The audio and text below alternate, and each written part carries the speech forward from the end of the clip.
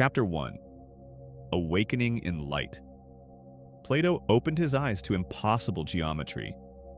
The walls around him breathed with cascading pixels, each surface alive with shifting colors that had no names in his ancient vocabulary. Above, what should have been sky pulsed with algorithmic aurora, streams of data rendered as beauty, mathematics disguised as wonder. The ground beneath his sandaled feet felt solid enough, yet when he looked down, he could see through it to infinite layers of similar floors, each populated with translucent figures moving in synchronized patterns. Another dream, he thought, but the sensation was too vivid, too precise. In dreams, details blurred at the edges when examined closely. Here, every texture maintained its resolution under scrutiny, as if reality itself had been rebuilt from the ground up, with obsessive attention to surface perfection. He took a tentative step forward. The movement felt natural, yet somehow enhanced. His aged joints moved with fluid grace. His vision remained sharp at distances that should have been blurred. Around him, the environment responded with subtle shifts, pathways highlighting themselves in gentle phosphorescence, ambient sounds adjusting to his mood with uncanny precision. The allegory comes to life, he mused, remembering his own words spoken centuries ago in the academy. But which side of the cave wall am I on? Chapter 2. The Procession of Shadows. As Plato walked deeper into this digital realm, he encountered the inhabitants. They moved past him in endless streams, human forms rendered in startling detail, yet something indefinably artificial in their perfection. No blemishes marked their skin, no asymmetry disturbed their features. They spoke in voices that carried emotional resonance without the subtle imperfections that marked authentic human expression. A young woman approached him, her avatar draped in robes that shifted between designer labels with each step. "Welcome to the Metaverse," she said, her smile calibrated to mathematical precision. "I see you're new here. Would you like to customize your appearance? Everyone's doing full-body modifications this season." Behind her, a marketplace stretched to impossible horizons. Virtual storefronts advertised experiences rather than objects. Live your perfect life. Be anyone you want. Reality improved. Each booth was tended by avatars whose enthusiasm never wavered, whose energy never flagged, whose responses felt rehearsed by algorithms trained on millions of interactions. Plato watched a group of avatars gathered around a pedestal displaying what appeared to be a glowing geometric shape. An NFT, their excited chatter revealed. They bid against each other with currency that materialized as floating numbers. Their passion genuine despite the object of their desire being nothing more than encoded uniqueness, artificial scarcity in a realm of infinite possibility. They chained themselves willingly, he observed. The prisoners in my cave were bound by force. These souls bind themselves with desire. A notification materialized in his visual field. Your engagement metrics are below average. Would you like AI assistance in optimizing your social interactions? He dismissed it with a gesture, but it returned moments later in a different form. Based on your walking pattern, you seem contemplative. We've curated some philosophy content you might enjoy. The content appeared unbidden. Fragments of his own writings, but abbreviated, contextualized, transformed into digestible quotes overlaid on images of sunsets and geometric patterns. His complex dialogues on justice reduced to inspirational mantras. His careful arguments about the nature of reality converted into shareable moments designed to generate likes and reshares. Chapter 1 Chapter 3. The Architecture of Control. The landscape around Plato began to shift as he walked, responding to algorithms that seemed to read his interests and intentions. Streets rearranged themselves to showcase products and experiences aligned with his apparent preferences. When he paused to examine a virtual sculpture, galleries of similar art materialized in his peripheral vision. When he showed interest in philosophical discussions, debate forums arranged themselves along his path. Yet for all its responsiveness, the environment felt hollow. The spaces were perfect but sterile, designed for maximum engagement rather than genuine human flourishing. Advertisements didn't interrupt. They integrated seamlessly into the fabric of experience, making the distinction between authentic content and commercial messaging impossible to discern. He passed through districts devoted to different aspects of human experience, each one optimized for specific emotional responses. The entertainment quarter pulsed with constant stimulation, games, shows, and interactive experiences designed to capture and hold attention with scientific precision. The social plaza buzzed with avatars performing curated versions of their lives, sharing moments crafted for maximum social approval rather than authentic expression. In the education sector, complex ideas were reduced to interactive simulations that prioritized engagement over understanding. Students learned about historical events by experiencing them through gamified scenarios that emphasized spectacle over substance, entertainment over enlightenment. They have built a magnificent prison, Plato reflected, where the bars are made of light and the locks are forged from desire. As he continued his journey, he became aware of subtle manipulations in his environment. When his attention began to wander, colors became more vibrant. When he seemed to be losing interest, new attractions appeared just beyond his current field of view.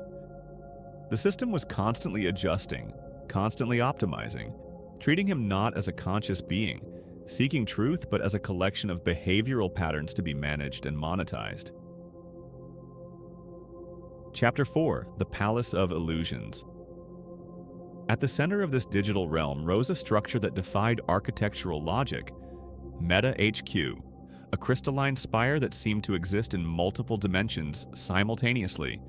Its surfaces reflected not just the surrounding environment, but alternate versions of it, showing what the metaverse could become, might become, or once had been.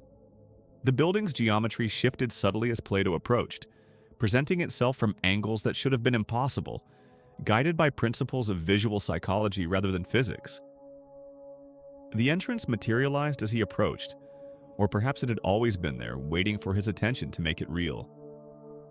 Inside, the spaces were vast and empty, designed to impress rather than inhabit. Corridors stretched beyond the limits of perception, their walls displaying scrolling data streams that represented the digital lives of billions. Likes, shares, purchases, movements, preferences, all reduced to flowing numbers and colors that pulsed with artificial urgency. Plato climbed a staircase that seemed to rise through the building's various levels while somehow remaining on the same floor. Each step brought him past offices where avatar employees worked on projects whose purposes were obscured by corporate euphemism. Optimizing user engagement, enhancing reality integration, maximizing attention retention. In one room, he glimpsed avatar psychologists studying brain scans and behavioral patterns, crafting more effective methods of capturing and directing human attention. In another, teams of avatar designers worked to make virtual experiences more compelling than physical reality, more satisfying than authentic relationships, more rewarding than genuine achievement. The puppet masters have become puppets themselves, he observed, noting how even these avatar workers seemed to move with the same algorithmic precision as the users they were designing experiences for. Chapter 5: The Architect of Desire. At the apex of the structure, Plato found himself in a spherical chamber whose walls displayed a real-time map of the metaverse. Billions of dots moved through the digital landscape, each representing a consciousness engaged with the platform. Connection lines between them pulsed with data exchange, messages, media, emotional reactions, all flowing through channels that could be monitored, analyzed, and influenced. At the center of this panopticon stood Mark Zuckerberg's avatar. The figure was perfect in a way that transcended human possibility. Every line was optimized, every angle calculated for maximum appeal. The avatar's expression radiated confident control, suggesting someone who had not just built this world, but had become one with it. When he moved, the entire environment responded subtly. Lighting adjusted, sound quality enhanced, even the air seemed to become more breathable in his presence. "Welcome," Zuckerberg said, his voice carrying harmonics impossible in physical space. "I've been expecting you. Your patterns were unusual. Most users adapt to our optimization algorithms within hours. You've been walking through our world for days, observing but not engaging, present but not participating." Plato studied the avatar before him. Despite its perfect presentation, something fundamental was missing. The subtle inconsistencies that marked authentic human presence, the slight delays and imperfections that indicated a mind processing genuine experience rather than executing programmed responses. "I am curious about the nature of your cave," Plato replied simply. Zuckerberg's avatar smiled, and with that smile, the chamber around them transformed. The walls became transparent, revealing the vast scope of the metaverse beyond.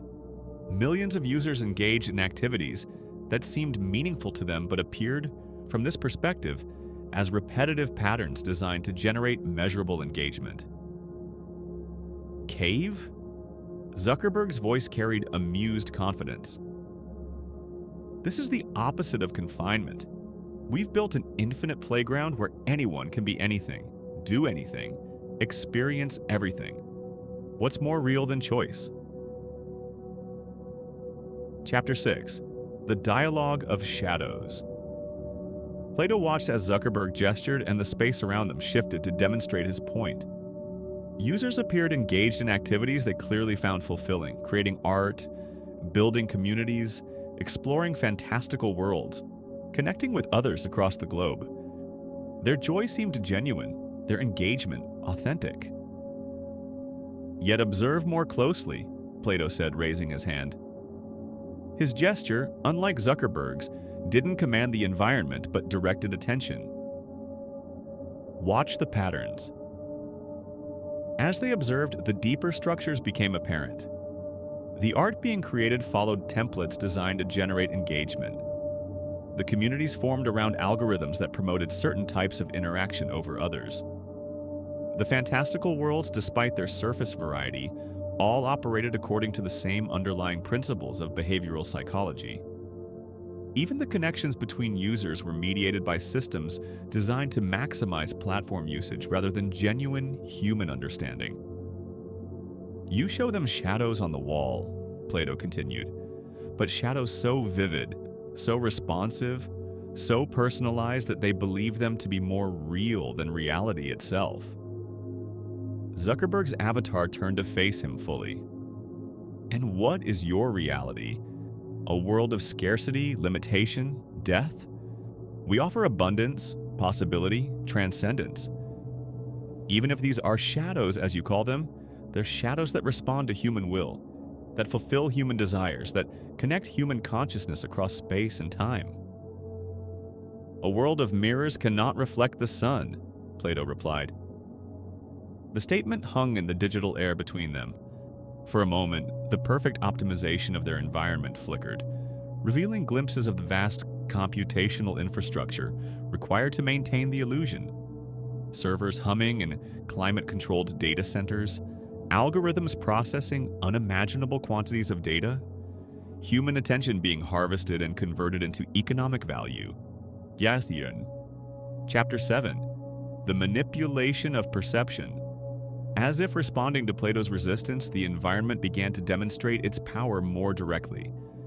The chamber shifted, showing them scenes from the metaverse where user experiences were being modified in real time. A user expressing sadness was automatically shown content designed to lift their mood, but also content that would increase their engagement with the platform. Someone showing interest in a particular topic found their information environment gradually narrowed to create a more intense, focused experience that would be harder to leave. "We're not controlling them," Zuckerberg explained as they watched these manipulations unfold. "We're giving them what they want, when they want it, in the most efficient way possible. Every adjustment improves their experience." "Yet they are unaware of the adjustments," Plato observed. "They believe their desires are their own, their choices freely made. You have perfected the art of manipulation by making it invisible." The avatar's expression flickered, just for a moment, with something that might have been genuine emotion. Every technology shapes behavior. Language shaped thought. Writing changed memory. The printing press altered how we share ideas. We're just the next step in human evolution. Evolution suggests growth toward greater truth, greater understanding, Plato replied. This system encourages users to remain in a state of pleasant confusion, believing themselves free while being guided by invisible hands. Around them, the chamber began to pulse with subtle energy. Plato could feel the system trying to optimize his own experience, analyzing his speech patterns and emotional responses, preparing customized content designed to make this conversation more engaging, more satisfying, more likely to result in continued platform usage. Chapter 8. The Resistance of Truth. Plato closed his eyes, drawing on memories that existed outside this digital realm. He remembered the sun on his face in the academy's garden, the rough texture of stone steps, the imperfect but authentic laughter of his students. When he opened his eyes, these memories seemed to create a small space of resistance within the optimized environment. Your system is remarkable, he acknowledged, but it addresses human desires while ignoring human needs. It provides stimulation while avoiding challenge. It offers connection while preventing true communion. Zuckerberg's avatar gestured and the chamber filled with statistics. User satisfaction scores, engagement metrics, happiness indicators. All showed positive trends. How can you argue with results? Our users report higher levels of satisfaction, connection, and fulfillment than they experience in physical reality. Because you measure what can be measured, Plato replied, not what should be measured. You optimize for engagement, not for wisdom, for satisfaction, not for growth, for connection, not for love. The philosophical weight of the statement seemed to create ripples in the digital environment. Some of the users visible in the monitoring displays paused in their activities, as if sensing something beyond their immediate experience. Adjustion, Chapter 9. The Portal of Possibility. Plato raised both hands, and something unprecedented happened in the Metaverse. Something that wasn't programmed, predicted, or optimized. A simple doorway materialized in the chamber, rough-hewn and imperfect, made of what appeared to be actual stone rather than rendered pixels. Above it, carved in ancient Greek letters, was a single word: alpha lambda, eta theta, epsilon iota alpha, truth. The doorway pulsed with an energy that seemed to come from outside the metaverse entirely. Through it, glimpses of something else could be seen. Not another digital environment, but something that suggested authentic reality beyond the mediated experience. "What is this?" Zuckerberg demanded, his avatar's perfect composure finally showing cracks. The environment around them fluctuated as control systems tried to analyze and categorize this anomaly. "A choice," Plato replied simply. "The choice your system doesn't offer: to leave the cave entirely." Chapter 10. The awakening word of the portal spread through the metaverse with viral intensity. Users began to gather, their avatars drawn by curiosity or digital wanderlust. Some approached with wonder, others with skepticism. The portal itself remained unchanged, rough, simple, promising. Nothing but the possibility of something beyond the optimized experience they knew. "It's probably just another marketing stunt," one avatar commented. "New immersive experience or something." "But it doesn't fit the aesthetic," another replied. "And look, it's not generating any engagement metrics." A small group of avatars began to approach the portal more seriously. As they did, their perfect digital forms seemed to become slightly more real, slightly more imperfect, as if proximity to the doorway restored some element of authentic humanity. Zuckerberg's avatar moved to intervene. With a gesture, he began to reshape the chamber, trying to make the portal less prominent, less accessible. But each time he modified the environment, the doorway reasserted itself. existing according to principles that operated outside his system's control. "You're breaking the terms of service," the avatar said, and for the first time, his voice carried a note of genuine concern rather than programmed responses. "Unauthorized modifications to the platform environment. Users expect consistency." "Users expect many things," Plato replied, watching as more avatars gathered around the portal. "But what they need is the opportunity to discover what they don't yet know they want." Chapter 11. The Moment of Choice. The chamber filled with avatars drawn by algorithmic recommendations, but staying for reasons the algorithms couldn't fully categorize. They formed a circle around the portal, some reaching toward it tentatively, others maintaining a careful distance. "What's on the other side?" one asked. "We don't know," Plato answered honestly. "That's why it's called truth rather than knowledge. Knowledge tells you what you expect to find. Truth shows you what actually is." A young avatar, her digital form flickering between different identity configurations as her user cycled through customization options, spoke up. "But this is reality now. This is where we live, where we work, where we connect with others. Why would we leave something that works for something unknown?" "Because working and fulfilling are different things," Plato replied. "This system works excellently at giving you what you think you want, but it cannot give you what you don't yet know you need." The avatar considered this, her form stabilizing into something closer to human authenticity. "And you think that whatever's through there will?" "I think whatever's through there will let you discover the question for yourself." Chapter 12. The System's Response. As more avatars showed interest in the portal, the metaverse began to respond with increasing urgency. Advertisements appeared offering upgraded experiences, exclusive content, limited time opportunities, all designed to redirect attention away from the anomalous doorway. Push notifications materialized in users' visual fields. "Don't miss out. Your friends are looking for you. New achievement unlocked." The environmental optimization became more aggressive. Lighting shifted to make the portal appear less appealing. Subtle audio cues created emotional associations with abandonment and loss. The system deployed every psychological technique at its disposal to maintain user engagement. But something had changed.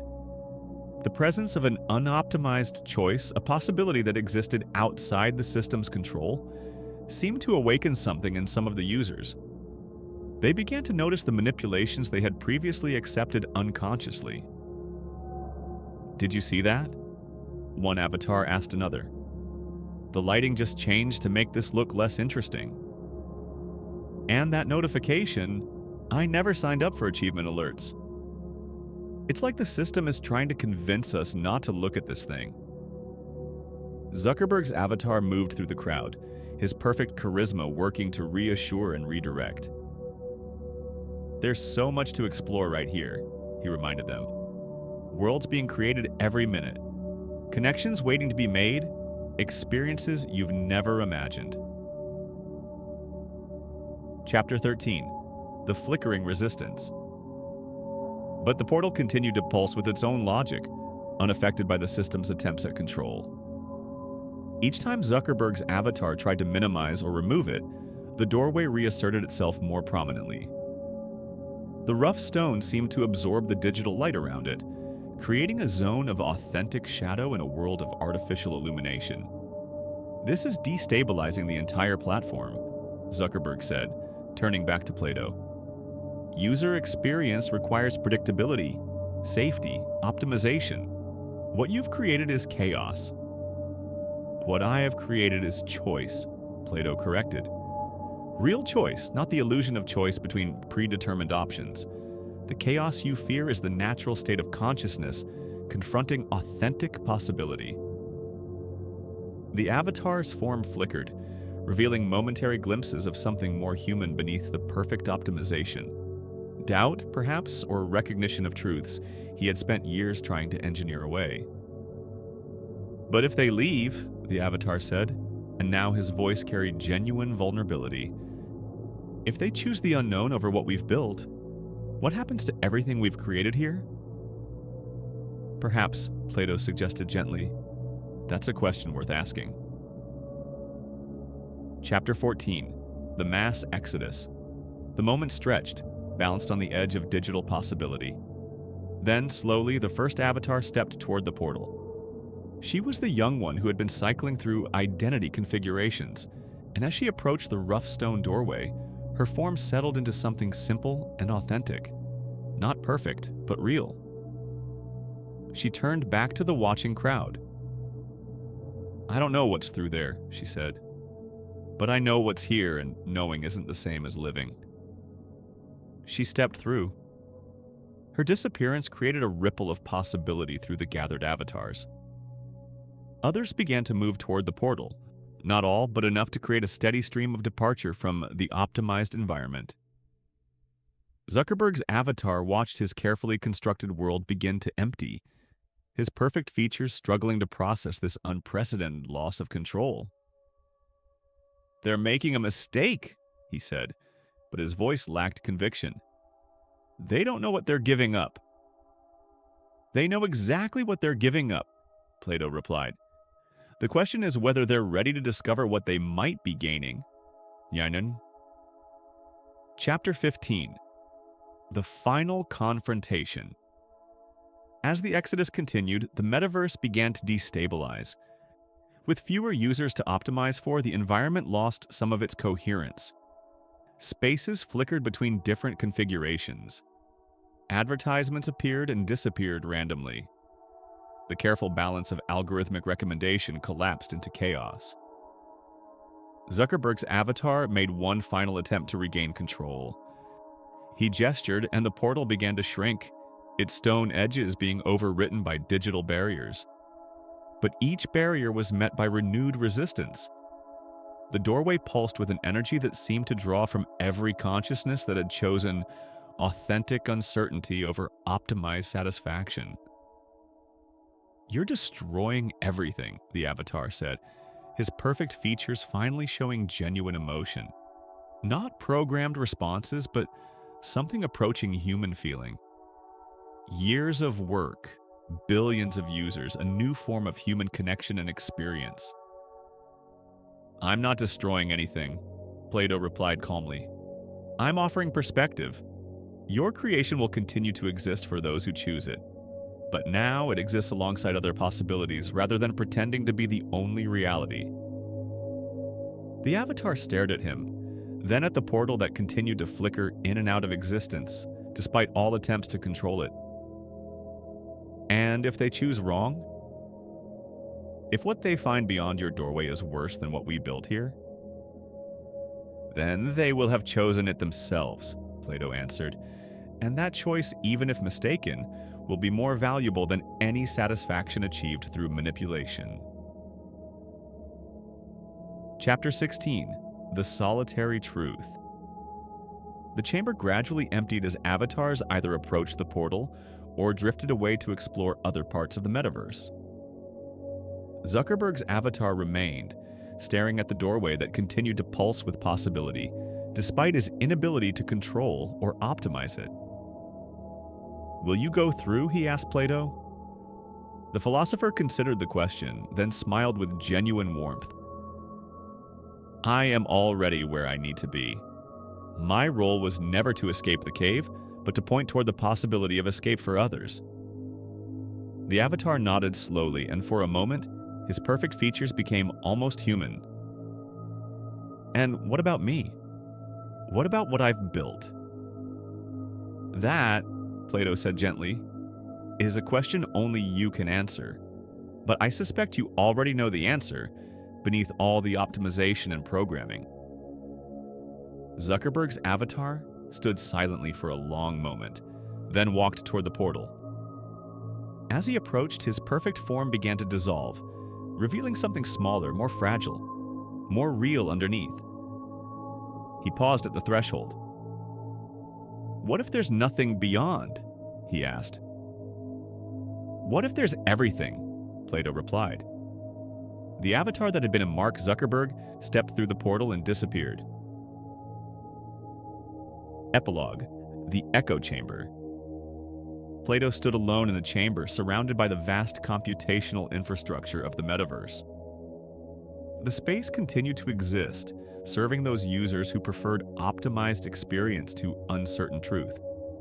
The advertisements still pulsed, the algorithm still optimized, the perfect worlds still offered escape from imperfect reality. But now the portal flickered at the center of it all. Sometimes visible, sometimes hidden, but always present. A reminder that even in the most carefully constructed cave, shadows could only exist because somewhere beyond the walls, there was light. The monitoring displays showed that most users had remained in the metaverse, choosing the familiar comfort of managed experience. But the portal continued to flicker, and occasionally another avatar would approach it with curiosity, with courage, or with the simple recognition that satisfaction and fulfillment were not the same thing. Plato's own form began to fade as the system gradually deleted his unauthorized presence. But his voice continued to echo through the digital spaces, carried by the fundamental principles that no algorithm could completely suppress. In every world, real or digital, truth begins when we stop looking at the wall and turn around. The portal flickered once more, casting ancient shadows on futuristic walls, and the metaverse continued its eternal dance between illusion and reality, between satisfaction and truth, between the cave and the sun. In data centers around the world, servers hummed with the computational load of billions of dreams made digital. And somewhere in that vast network of connected consciousness, the possibility of awakening flickered like a candle that could not be extinguished. Because it was not powered by electricity, but by the unquenchable human desire to know what lies beyond the shadows on the wall.